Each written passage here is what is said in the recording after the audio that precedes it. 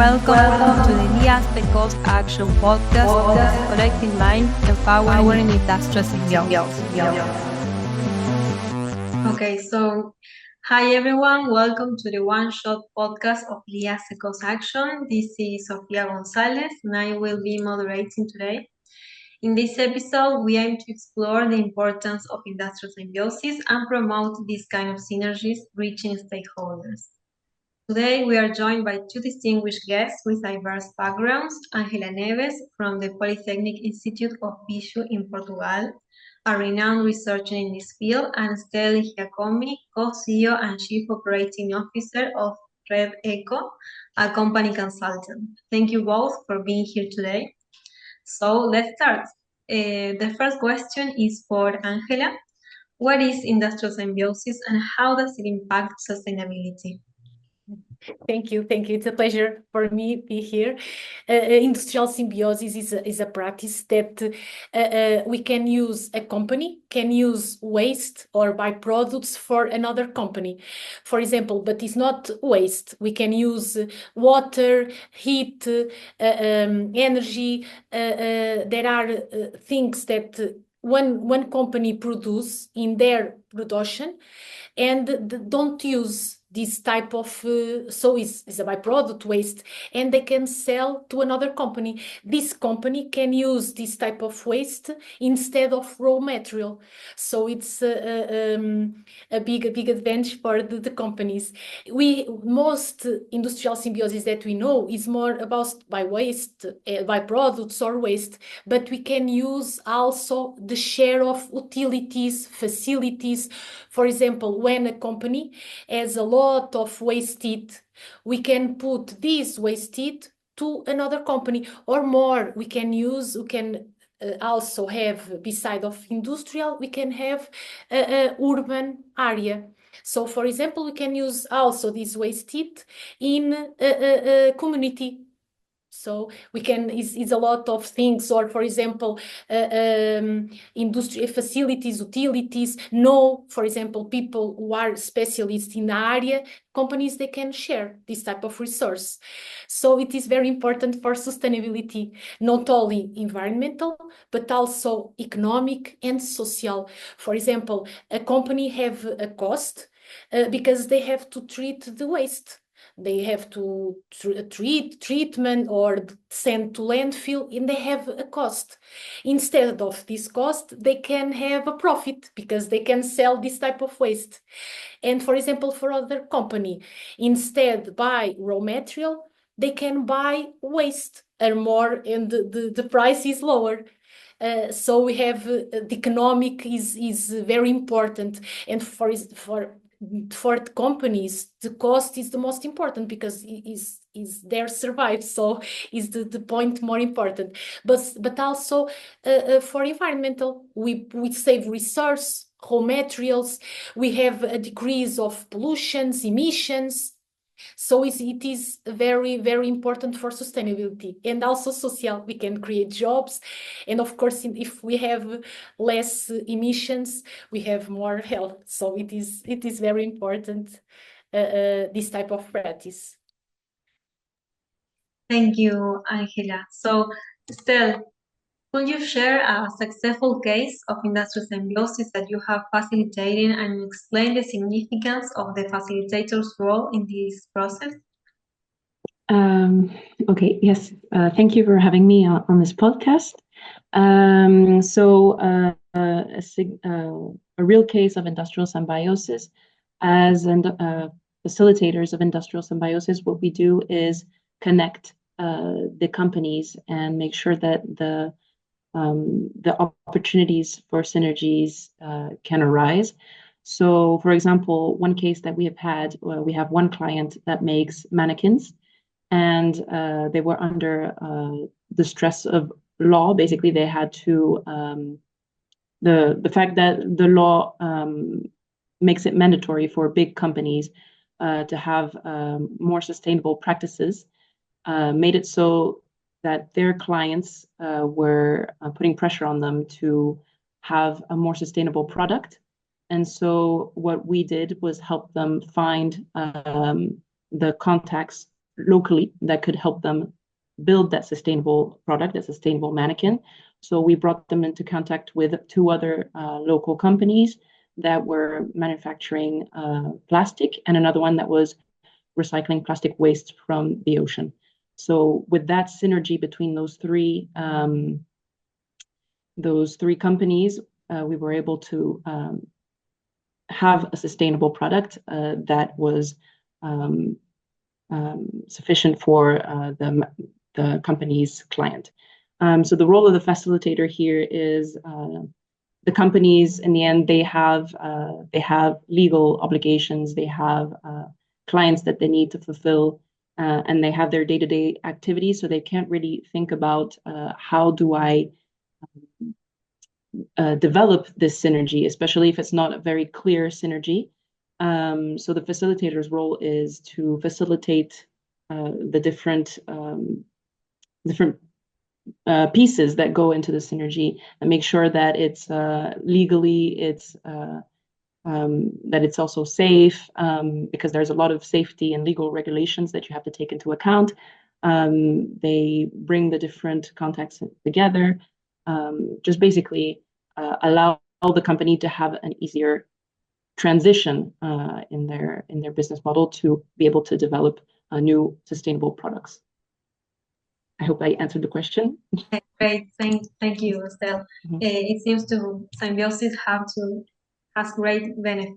So let's talk about the challenge now. Any of you can answer this. What do you believe are the biggest obstacles to establish industrial symbiosis networks? Angela, if you do you want to take the lead?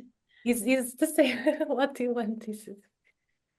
I start or you? Yes, go ahead, start. No, you want to. I think the most challenge, I think it is the trust between companies, because I think is difficult for a company, because they have to say what wastes and in quantity. So this type of practice, I think trust is very important. And for example, if two companies have a contact, the company that received waste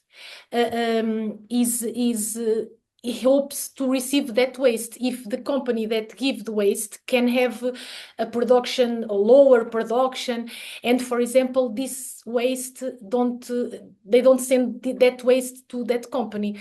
So it is sometimes very difficult to get trust between companies to start the industrial symbiosis. I think it was on this challenge. Yes, I agree with Angela. It's hard to start the industrial symbiosis, because the company in the end can have the contact, the company can have the information, but it's after all, symbiosis is a collaborative process. So the companies really have to be open to that process, and they may participate in workshops or they may come to events, but in the end, making that step to fully is not a full trust of the other company, but to come into collaboration with the company is difficult. I think the companies have to. I mean, personally, I know I would want to know who I am dealing with, how much they can assure me. There has to be contracts. There has to be a lot of things to make sure that the collaboration goes through well, and that everything is done safely and not with boundaries, but with contracts, basically, that everybody knows what they're getting into, and that there's no, I don't know how to say it. Everything is very clear. No, I think that's one of the main problems. Yes, I agree with you, girls, that the trust and collaboration is one of the most problems. And what do you see in what kind of solutions do you see in your experience, in your expertise? You mentioned still the contracts or flexible contracts, and what other kind of solutions do you? Well, for trust issues, I mean, what we are doing right now in RedEco we build workshops. Basically, we organized workshops with the NISP methodology. So we're in collaboration with International Synergies. They have been they have been implementing industrial symbiosis for more than 20 years now. So they have a very strict methodology that we applied in Spain, and we saw that we were able to create this trustworthy environment for the companies to share the resources that they have, that they want to work on, to share the problems that they have, and based on that, made synergies. The next step is to create another trust environment for them to be able to follow up on those synergies. Now they have the information, they know who to contact, they know the possibility of that synergy.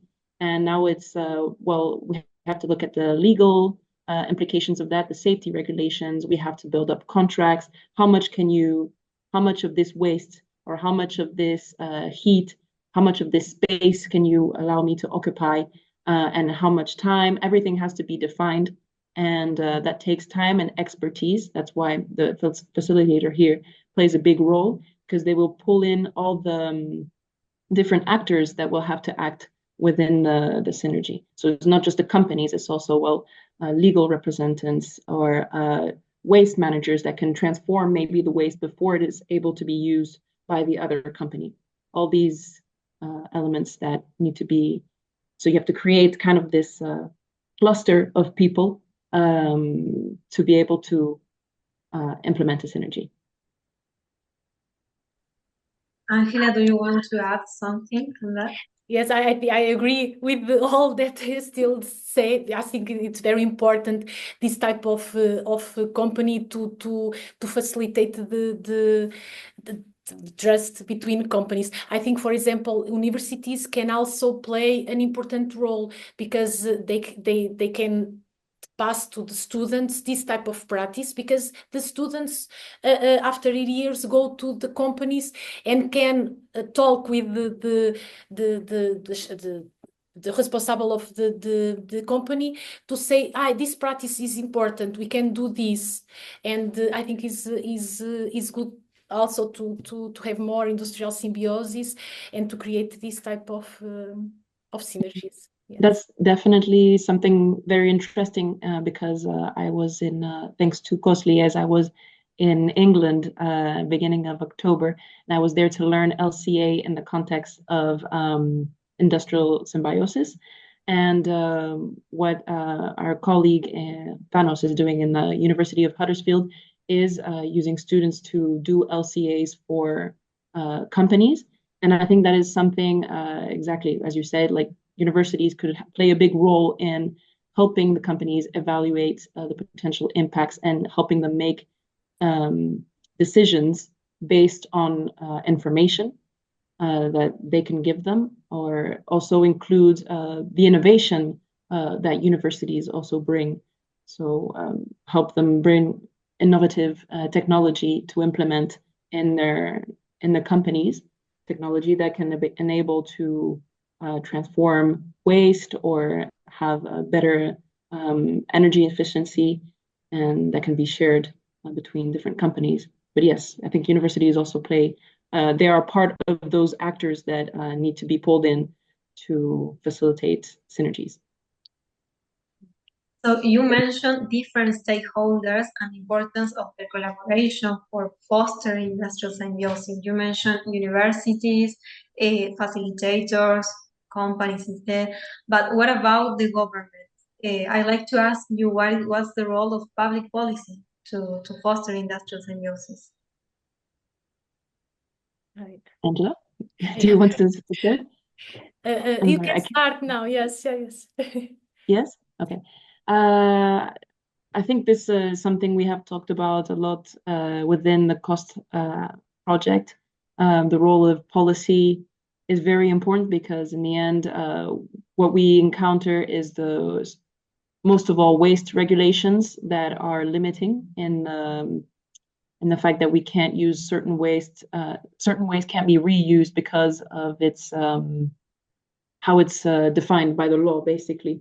The law makes it so that you have to dispose of it in a certain way, and you can't reuse it in other processes. So that's very limiting, and I think that's something that needs to be looked at, and that's something also that a lot of people are saying, a lot of studies are saying that waste regulation is very limiting, but also just incentives, financial incentives that can come from policies also that can help the companies innovate and put the effort and the money in new processes, because that's what we're asking of them sometimes also with Synergies, is implementing new processes, and that could be costly for a company, and companies are more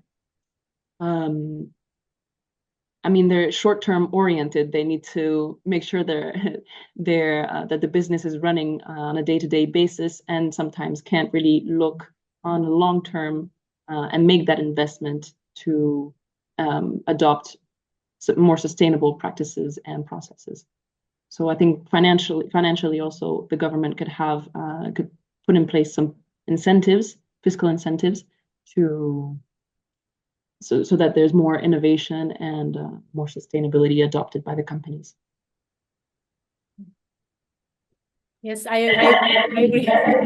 I agree with Estelle. I think also the public is very important to dissemination of industrial symbiosis. For example, in Portugal, is the same. Is a law very restrictive to use by waste as a raw product. So and more now is more facilitated, but the last legislation, they have to pay a lot of money to get admission for this waste. So it is very difficult. And now it's also difficult because they have to accomplish with a lot of criteria. So it is not easy for one company. If a big company, they have more resource, but a small company is more difficult. And I believe that taxes and the financial support is very, very important.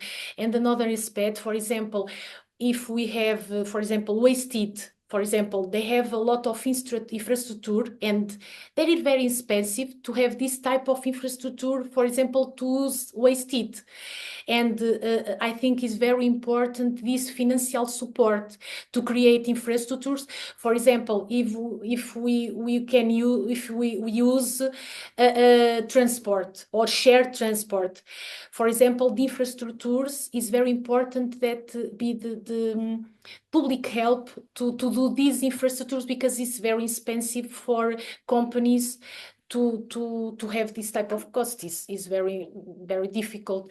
So this type is I think is very important. Mm-hmm. I'd like to add upon that by what you were saying, but basically I think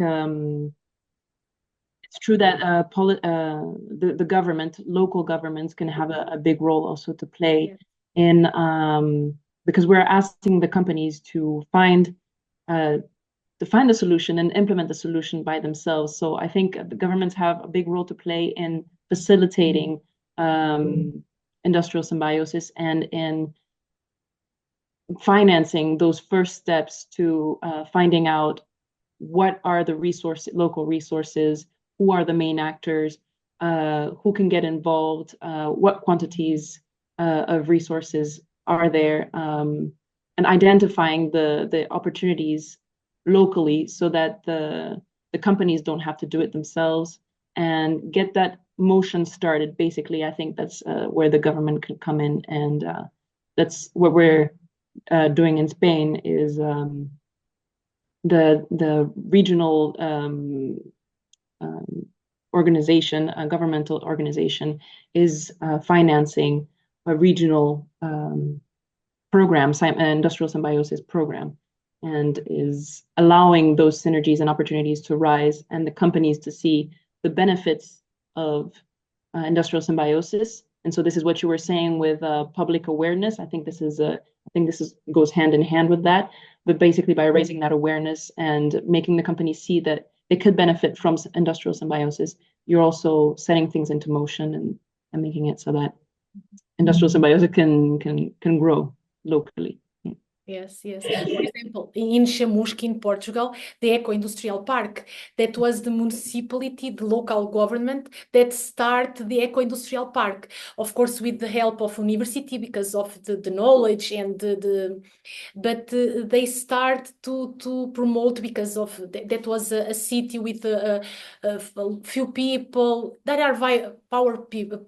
So they use this eco-industrial park. They sell the land a price very, very low to attract companies, and it was the local municipality that give the first step to construct eco-industrial park and industrial symbiosis also to promote. Yes, it's very important. That's great. Mhm. Yes, and I want to highlight something that Angela says, that is, I mean, government is not only to in a regulatory level or in a financial way, but also to include SMEs and small medium enterprise, that they can be part of this big cluster of industrial symbiosis. Yes. So great. So girls, I like to ask you I like to ask each of you to share a practical takeaway. What is the most important piece of advice you will give to SMEs, industry leaders, or policymakers who want to implement or support industrial symbiosis in their operations? I'll let you go first on that one, Angela. It's difficult. I think in the first way I say trust. Give the first step to start, and this for example, an entity that can help is very important. For example, because a lot of companies don't know how much they can gain with the industrial symbiosis. So it is very important to start, even start with just one relation, but then can improve.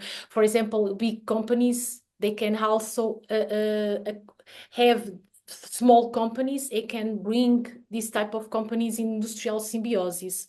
I think trust and don't have afraid to share information and to have a connection with another companies. For example, in industrial park, that we can use the proximity, because the cost of transport sometimes is very expensive and the cost of the waste increase. So I think in the industrial park, companies close. I think that we must they must give the first step and trust. Yes. I think you're absolutely right, Angela. And for me, the practical way to do that is there's an entity. I don't know if it exists in other countries. It's called EGM. It's Entidad de Gestión y Modernización, which is basically the entity for management and modernization of the industrial park. I think that an entity is key to industrial symbiosis because it is the facilitator. It is the first step, basically. With that person, if you implement that entity within an industrial park, that person will be able to form relationships with the local companies, and from that will stem trust. And from that trust, we will be able to collect information. And with that first information, we can get a first look at the opportunities and then start building on that. But basically, that first step, I think, would be to have someone within an industrial park dedicated to industrial symbiosis, and that is able to collect all the problems that the companies have and be able to organize them and see what they can do with that data and who could solve those problems and start making those connections. I agree. It's very important, and also they can make a calculation of the benefits they potential can have, and I think this know is very important also to make companies to start and to yes. I think this type of facilitators is very, very, very important. Yes. Yes, and sometimes the companies don't know the wastes that another companies have. So there are some databases that have some type of information, but it's not accessible to all the companies. And if they don't know how to use, and there are few in Portugal, there are one that, but it's not in working. But they talk a lot of years ago that will start the database, the tool, but. And is now in we don't have this type of tool, so this type of entity is very, very important. I think I agree completely with Estelle. Yes. Great, girls. You all shared valuable insights from your perspectives. Let's look toward the future now. What emerging trends or developments in industrial symbiosis do you think will shape the next decade? And how can stakeholders best prepare for these changes? What changes will shape industrial symbiosis? Yes. Is Well, that the what's the future of industrial symbiosis? Okay. What is the future of industrial symbiosis? That's a tough one, I think. This is a Modena question.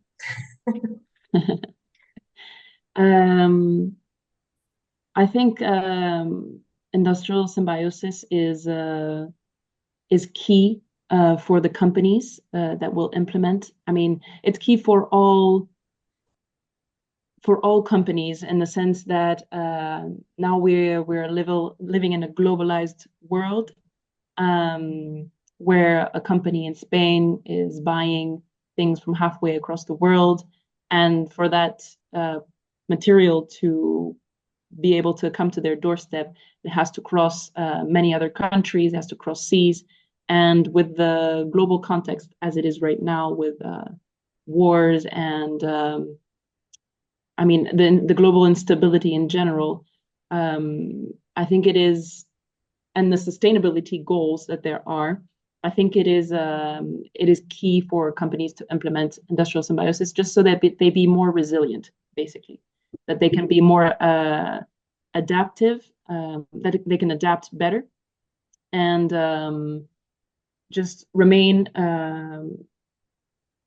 That they can basically, if they have a type of material that they need, they can find it not too far away from home, and then there's less chances of their company being destabilized, and more chances of them surviving and continuing and being able to thrive, basically. So I think industrial symbiosis, in that sense, has a key role to play for the future. I agree with Estelle. I think it's very important because of this. I think the economy is in the future very unstable. So the raw materials are also unstable because of the price, because of they can receive that type of raw materials. So I agree with Estelle. I think another thing that is important in the future is the digital economy, blockchain, Internet of Things. I think even intelligence artificial, I think is very important, and it's a big challenge to industrial symbiosis. And I think, for example, that type of tools can help industrial symbiosis. For example, artificial intelligence can more easy, for example, give possibilities of use waste, different wastes. What are the wastes that type of company can produce? And my company, for example, can use this type of wastes.